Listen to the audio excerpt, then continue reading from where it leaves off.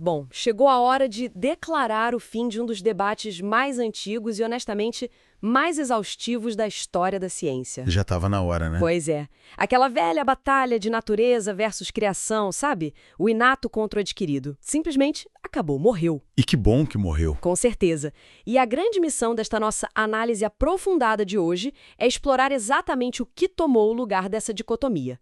Especialmente para quem pediu esse mergulho nos dados com o objetivo de entender as próprias raízes biológicas. É um tema fantástico. Vamos explorar o fascinante campo da neuropsicologia molecular e entender como o nosso DNA e as nossas experiências de vida não estão, de forma alguma, em um cabo de guerra. Longe disso. Na verdade, eles estão envolvidos em uma dança incrivelmente complexa.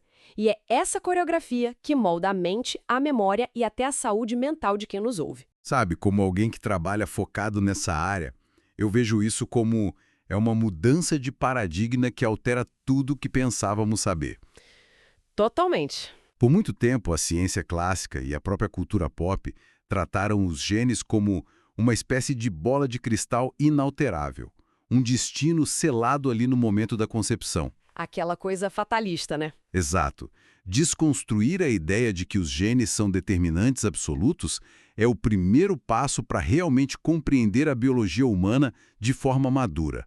A neuropsicologia molecular entra justamente para provar que a genética oferece apenas um ponto de partida. E tem uma regra de ouro essencial que a gente precisa estabelecer logo de cara para essa nossa conversa. Qual seria? A própria expressão determinação genética está completamente equivocada. O termo correto, a lente através da qual devemos enxergar tudo a partir de agora, é tendência ou propensão. Perfeito. A propensão muda tudo. Ela não faz absolutamente nada sozinho. Ele precisa de circunstâncias externas, muito específicas, um ambiente bioquímico, físico ou fisiológico, para conseguir, de fato, se expressar. A grande questão que os pesquisadores de ponta fazem hoje deixou de ser aquela coisa de este comportamento é herdado ou adquirido. A velha dicotomia. Exatamente. A pergunta agora é como genes interagem com o ambiente para produzir este comportamento específico. Parece uma diferença puramente semântica, mas é um salto colossal na forma de conduzir a ciência. Certo, vamos desempacotar isso porque a magnitude do que estamos falando começa na própria arquitetura da vida, numa escala microscópica que até desafia a nossa intuição. É muito pequeno e, ao mesmo tempo, gigantesco. Sim. Pense que, se pegarmos o DNA contido em apenas uma única célula do corpo humano e, esticássemos ele completamente, ele teria cerca de 2 metros de comprimento. É surreal pensar nisso. 2 metros. E uma única célula que a gente nem consegue ver a olho nu. É uma compactação de informação que faz qualquer supercomputador parecer uma máquina de escrever antiga. E a estrutura que permite esse armazenamento monumental, a famosa dupla hélice, que rendeu o prêmio Nobel a Watson e Crick, lá em 1962, organiza o genoma humano em 23 pares de cromossomos. Os famosos 23 pares. Isso.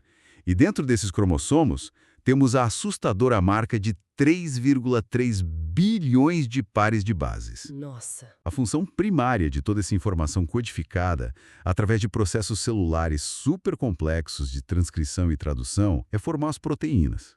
E são essas proteínas que executam praticamente todas as funções vitais imagináveis no organismo. Só que o grande mistério sempre foi entender o que acontece quando há pequenas variações nessa sequência colossal, certo? Eu vi referências constantes nos dados aos famosos SNPs. Os famosos SNPs. Como essas variações minúsculas funcionam na prática? Bom, os SNPs, que a gente traduz como polimorfismo de nucleotídeo único, representam o tipo mais comum de variação genética entre nós, seres humanos. Certo. Um SNP ocorre quando há uma mutação em apenas um nucleotídeo, uma única base naquela sequência gigante de DNA. Imagina uma mutação microscópica que troca um códon que deveria ser TAC e ele passa a ser TCC. Uma letra de diferença. Apenas uma letra.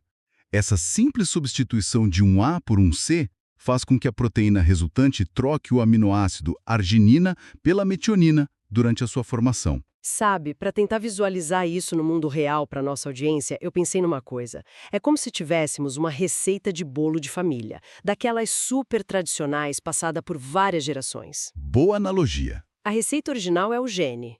Se alguém, ao copiar a receita para um caderno novo, troca acidentalmente uma única letra de uma palavra ou altera sutilmente um ingrediente, digamos, trocando manteiga por margarina, o bolo ainda vai nascer, né? Ainda será um bolo. Sim, o resultado ainda é um bolo. Mas o sabor, a textura ou a forma como ele cresce no forno serão sutilmente diferentes.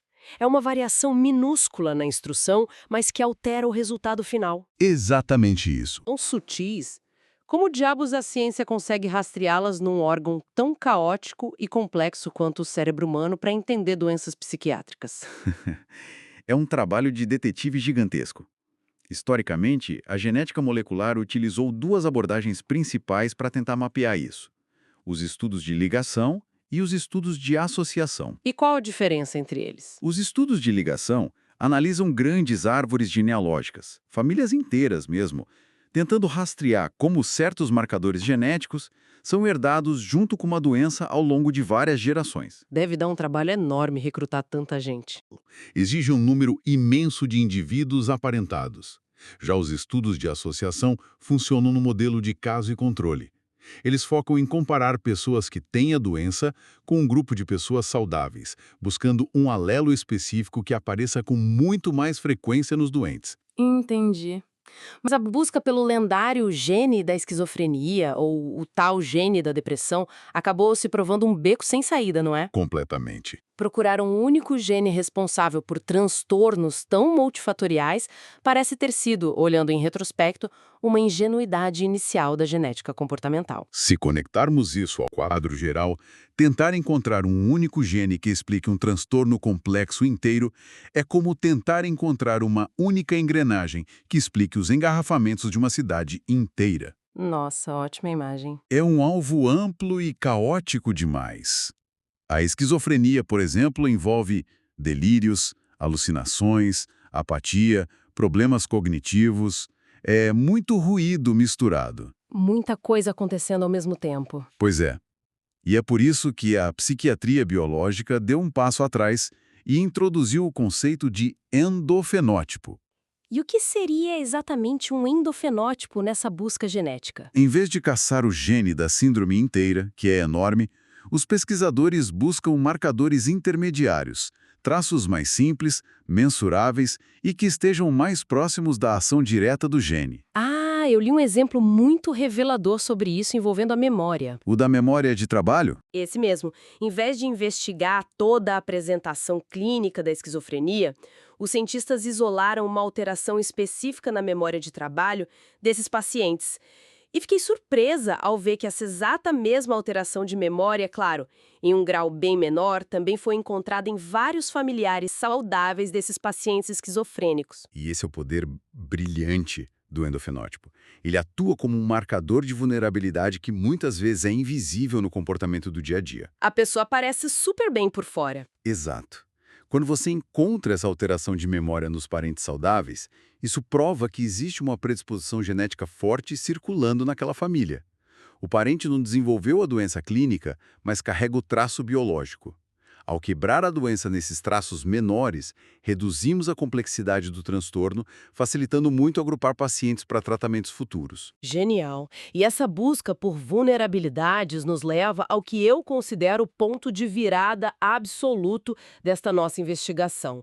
O momento em que a ciência demonstrou cabalmente que ter a vulnerabilidade genética não equivale a uma sentença de condenação. A interação gene-ambiente. Exatamente. Chegamos à interação gene-ambiente. E aqui, os estudos liderados por CASP no início dos anos 2000 são impressionantes. Eu analisei o estudo de 2002 sobre violência e comportamento antissocial e os resultados parecem totalmente contraintuitivos à primeira vista. Eles quebram muitas expectativas. Eles observaram crianças do sexo masculino com uma variação específica no gene de uma enzima chamada MAOA. O que o CASP e a equipe realmente descobriram ali? O que é fascinante aqui é o estabelecimento empírico do modelo diátese-estresse. Diátese significa predisposição, certo? Isso. O que o estudo da enzima MAOA mostrou foi que essas crianças com um genótipo que teoricamente traria o risco não apresentavam absolutamente nenhuma diferença no comportamento antissocial em comparação com crianças sem a variação. Nenhuma diferença na agressividade ou na violência. Nenhuma. Até que algo externo acontecesse. Exato. A condição imposta pelo ambiente. O risco genético só se manifestava, e de forma muito agressiva, se essas crianças tivessem sido expostas a sofrimentos graves e abusos durante a infância. O trauma era a chave que ligava a expressão patológica do gene. E eles replicaram essa mesma lógica no ano seguinte, em 2003, mas focando na depressão.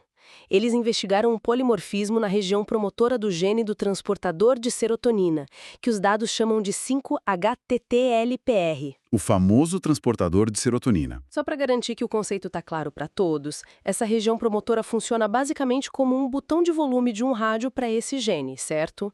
Ela dita o quão alto ou baixo, o quão intensamente o gene vai se expressar no cérebro. Essa é uma excelente analogia. A região promotora não altera a estrutura da proteína em si, não muda o formato dela, mas controla a quantidade de proteína que será produzida. O volume do rádio. Exato. Nesse caso específico do transportador de serotonina, existem duas variantes principais na população. Um alelo curto, chamado de alelo S, e um alelo longo, o alelo L. O alelo curto age como um volume mais baixo na transcrição. E o cruzamento de dados que eles fizeram com a vida real dessas pessoas é estarrecedor. Eles acompanharam indivíduos que carregavam essa variante curta, o alelo S, e perceberam que quando essas pessoas passavam por eventos vitais severamente estressantes... Traumas pesados. Sim, e estamos falando de grandes traumas adultos, como um divórcio doloroso, falência financeira grave ou a morte súbita de um ente querido. Nessas situações, elas exibiam níveis altíssimos de sintomas depressivos. Desenvolviam depressão clínica e apresentavam um risco exponencialmente maior de comportamento suicida. Tudo isso em comparação direta com pessoas que tinham a variante longa e passaram exatamente pelos mesmos traumas. E o contraponto desse estudo é a peça que consolida todo o argumento da neuropsicologia moderna. Na ausência total desses eventos de vida estressantes, a propensão para a depressão era praticamente idêntica entre os dois grupos. Não importava se a pessoa carregava o alelo curto ou o longo. Ou seja, a genética apenas carrega a arma, mas o ambiente em que a pessoa vive e o que ela sofre é quem puxa o gatilho. Sob a ótica do modelo diátese-estresse, o cérebro possui uma plasticidade absurda durante o neurodesenvolvimento e ao longo de todo o envelhecimento. Quando um ambiente altamente estressante ou tóxico interage com o cérebro que possui essa vulnerabilidade genética, as cascatas bioquímicas geradas pelo estresse crônico começam a moldar vias neurais desadaptativas. O cérebro muda fisicamente. Literalmente. A estrutura física e o funcionamento do cérebro são alterados pela dor ambiental combinada com essa suscetibilidade molecular. Torna a biologia humana algo incrivelmente dinâmico. E o mais interessante é que essa dinâmica não está restrita a uma única condição. Como isso se aplica aos outros grandes transtornos psiquiátricos? É um padrão que se repete. Nos casos de transtorno depressivo maior, por exemplo, sabemos que a concordância para gêmeos idênticos fica em torno de 43%. Mas a outra enzima fundamental mencionada nos dados, a CONT, que atua degradando a dopamina no córtex. A enzima CONT é crucial para a regulação dopaminérgica. Existe um polimorfismo funcional muito estudado nessa enzima, que é o Val158-MET. E o que ele faz? Essa alteração genética específica afeta diretamente a forma como um paciente vivencia a anedonia, que é aquela incapacidade profunda e dolorosa de sentir prazer nas atividades cotidianas. E não só isso, esse polimorfismo altera a forma como o organismo daquela pessoa vai responder aos medicamentos antidepressivos. O que nos leva ao transtorno bipolar, onde essa questão farmacológica parece ser uma questão de vida ou morte. Com certeza. A polaridade é altíssima, estimada entre 80% e 90%. E aqui, aquele transportador de serotonina e o famoso alelo curto, o alelo S da depressão, voltam ao centro do palco, mas com uma consequência medicamentosa gravíssima. É aí que a farmacogenética se torna indispensável na clínica diária. Pacientes com transtorno bipolar que são portadores do alelo S do transportador de serotonina apresentam uma resposta estruturalmente anormal aos antidepressivos tradicionais. Há um alerta muito claro nos dados sobre o risco do que eles chamam de viragem maníaca. Se esse paciente bipolar, portador do alelo S, receber um antidepressivo comum sem estar sob a proteção de um medicamento estabilizador do humor, É um desastre. ele corre um risco imenso de ser catapultado daquele fundo de poço da depressão diretamente para um episódio de mania grave, com agitação psicomotora, delírio de grandeza e perda total de contato com a realidade. A viagem maníaca induzida por antidepressivo é tratada como uma emergência psiquiátrica. E não para por aí. Esse mesmo alelo S está fortemente correlacionado com um aumento do risco de comportamento suicida violento dentro da população de pacientes com transtorno bipolar. É assustador. Muito. Identificar esse perfil genético precocemente muda toda a conduta clínica. O psiquiatra saberá que precisa evitar certas classes de medicamentos ou adotar protocolos de vigilância extremamente rigorosos. É literalmente a diferença entre um tratamento que salva e um que agrava a doença. Exatamente. Outro transtorno que traz estatísticas de tirar o fôlego é a esquizofrenia. Há um dado clássico de Gottesman, de 1991, mostrando que o risco de uma pessoa na população em geral desenvolver esquizofrenia é de aproximadamente 1%. É a média geral. Porém, se essa pessoa tiver um irmão gêmeo idêntico, diagnosticado com um transtorno, o risco dela salta para 48%. Quase metade. É um salto estatístico brutal, que evidencia o peso genético. Inegável.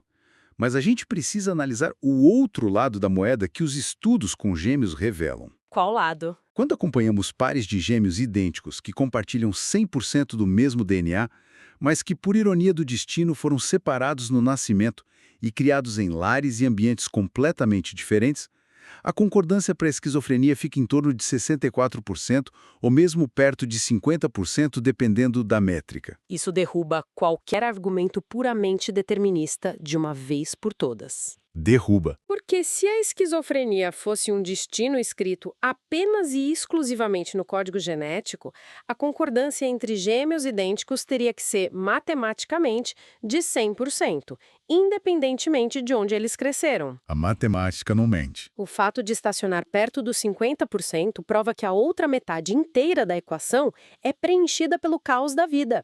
Infecções que a mãe sofreu na gestação, a qualidade da nutrição nos primeiros anos, a exposição a traumas psicossociais, a rede de apoio, o próprio estresse urbano. Tudo isso pesa na balança. Aqui é onde a coisa fica realmente interessante, porque a neuropsicologia molecular não está restrita aos laboratórios lidando apenas com condições psiquiátricas clínicas severas.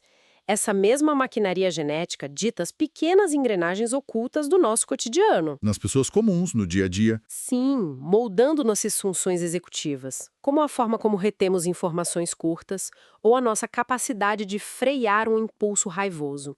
Vamos voltar àquela enzima COMT, que você mencionou que atua como uma espécie de vassoura limpando a dopamina do cérebro. A vassoura da dopamina. O que acontece quando a pessoa tem a variação genética que acelera essa vassoura? Estamos falando do alelo Val do gene da COMT. Em indivíduos que carregam essa variação, a atividade da enzima é simplesmente 40% superior à média.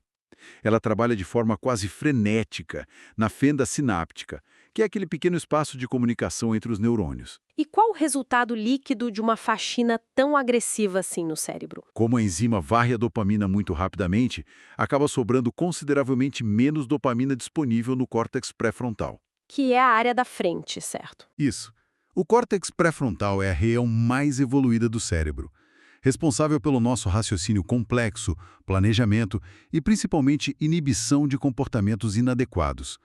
Ficar com déficit de dopamina ali significa ter um prejuízo direto na memória de trabalho, uma redução na flexibilidade cognitiva e um aumento dramático na impulsividade. Sabe, para traduzir isso para a rotina de quem nos ouve, sabe aquele dia em que o trânsito está infernal e, de repente, surge uma vontade incontrolável de buzinar sem parar, gritar com outro motorista?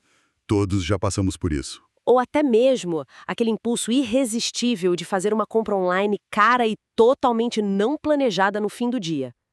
A biologia por trás dessa falta de freio pode ser, em parte, essa enzima microscópica limpando a dopamina do seu córtex pré-frontal rápido demais, privando o seu cérebro da capacidade de dizer: espera, isso é uma má ideia. E assustador e maravilhoso ao mesmo tempo perceber o quanto somos regidos por isso. E falando sobre essa nossa capacidade de tomar decisões, de julgar o que é uma boa ou má ideia, os dados exploram uma conexão muito profunda envolvendo o transtorno obsessivo-compulsivo, o TOC, e um gene chamado BDNF, que é vital para o crescimento neural e memórias emocionais. O estudo brasileiro, certo? Esse mesmo. Eles avaliaram como esses pacientes tomam decisões sob forte pressão usando a IO Gambling Task. Você poderia explicar como essa ferramenta funciona antes de entrarmos nos resultados cruéis desse estudo? Claro, com prazer. A tarefa de jogos de Iowa é um teste neuropsicológico clássico desenhado para simular as tomadas de decisão complexas da vida real, daquelas que envolvem incerteza, risco, recompensa e punição. Funciona basicamente assim. O participante se senta diante de 4 baralhos virtuais de cartas. A instrução é bem simples: puxe cartas e tente ganhar o máximo de dinheiro fictício possível. Parece fácil. Parece, mas tem um truque. 2 baralhos oferecem grandes recompensas imediatas, cartas de alto valor, mas trazem escondidas punições financeiras devastadoras. Ao longo prazo, focar nesses 2 baralhos leva à falência garantida. São os baralhos de alto risco e muita adrenalina? Exato. Os outros 2 baralhos oferecem recompensas pequenas, menos empolgantes no curto prazo. Mas as punições são mínimas. A longo prazo, é a única estratégia sustentável para terminar o jogo com lucro. Um indivíduo sem disfunções cognitivas começa explorando todos os baralhos. Toma alguns sustos com as punições grandes e, rapidamente, o cérebro processa o risco e adapta o comportamento. Passando a escolher apenas os baralhos seguros. Perfeitamente. E foi aí que o estudo brasileiro de 2011, da Rocha e equipe, trouxe um dado neurológico fascinante. Eles submeteram pacientes com TOC a essa exata mesma tarefa dos baralhos. E o que descobriram foi que os pacientes de ascendência caucasiana com TOC, que carregavam a variante MET do gene BDNF, tiveram um desempenho drasticamente pior na tarefa. Muito pior. Quando colocados naquela situação de pura ambiguidade e risco, eles simplesmente não conseguiam adaptar a estratégia. Continuavam puxando as cartas dos baralhos perigosos, ignorando completamente o feedback negativo de que estavam perdendo tudo. E neurologicamente falando, esse desempenho desastroso reflete uma provável disfunção severa no córtex orbitofrontal, que é uma área do cérebro localizada logo acima dos olhos, intensamente ligada ao processamento de recompensas e à tomada de decisões emocionais. Vemos aqui, de forma cristalina, como um polimorfismo genético pode alterar o funcionamento de uma área muito específica do cérebro. Moldando um sintoma que a gente nem imagina. Exato. No caso do TOC, isso vai muito além do que a sociedade enxerga como a compulsão por limpeza ou verificação das coisas. Afeta intimamente a capacidade profunda do indivíduo de ler o ambiente, julgar riscos e recalcular a rota diante do desconhecido. Chegando ao fim desse nosso mergulho profundo nas fontes que nos foram enviadas, eu acredito que a mensagem central que emerge de toda essa cascata de dados moleculares não é de fatalismo estrutural, de jeito nenhum, mas sim de um empoderamento libertador. Concordo plenamente. É muito libertador. Fica evidente que não somos reféns de um código de barras genético inflexível impresso a ferro nas nossas células no dia da nossa concepção. A biologia oferece apenas os rascunhos, ela fornece tendências. Mas é um ambiente que habitamos, a qualidade das nossas relações e a presença ou ausência de traumas avassaladores que, no fim das contas, seguram a caneta para finalizar a obra. A convergência explosiva da epidemiologia molecular com as novas tecnologias de neuroimagem funcional está escancarando portas que antes considerávamos completamente trancadas. Estamos numa nova era. Estamos caminhando para uma nova era médica, onde o tratamento em saúde mental será quase artesanalmente personalizado. Ao mapear as vulnerabilidades específicas no DNA de um indivíduo, nós poderemos intervir muito antes dos sintomas clínicos se consolidarem. Atuando na prevenção de verdade. Sim, utilizando ferramentas terapêuticas e farmacológicas desenhadas sob medida para aquele metabolismo único, abandonando de vez aquele doloroso modelo de tentativa e erro que marcou toda a história da psiquiatria. É a ciência descendo do pedestal do laboratório e reconhecendo com humildade a complexidade selvagem e bela do que significa ser um humano em atrito constante com o mundo. Isso levanta uma questão importante, algo para a gente refletir muito além dos muros dos hospitais e das clínicas psiquiátricas. Se hoje sabemos, com o aval empírico de toda essa ciência, que polimorfismos específicos tornam uma parcela considerável da população biologicamente muito mais sensível e vulnerável a ambientes estressantes, Enquanto outras pessoas possuem genótipos que dão a elas uma verdadeira armadura contra o caos. exato. Até que ponto deveríamos usar a neuropsicologia molecular não apenas para tratar quem adoece, mas para repensar ativamente como desenhamos a nossa própria sociedade? Deveríamos estar usando esse conhecimento para reestruturar as nossas escolas e repensar a cultura opressiva de metas inatingíveis nos ambientes de trabalho, moldando ecossistemas que respeitem e acomodem as vulnerabilidades biológicas invisíveis que as pessoas carregam em silêncio todos os dias. Nossa, que pensamento poderoso para digerir no fim dessa análise. É um chamado para usarmos a ciência não apenas para consertar o indivíduo que quebra, mas para parar de construir sistemas moedores de pessoas. E com essa provocação fantástica, encerramos a nossa investigação de hoje. Foi excelente discutir tudo isso. Foi sim. Esperamos que quem pediu essa análise termine o dia com uma nova e profunda admiração pela intrincada engenharia do próprio corpo e da própria mente. Até o próximo mergulho.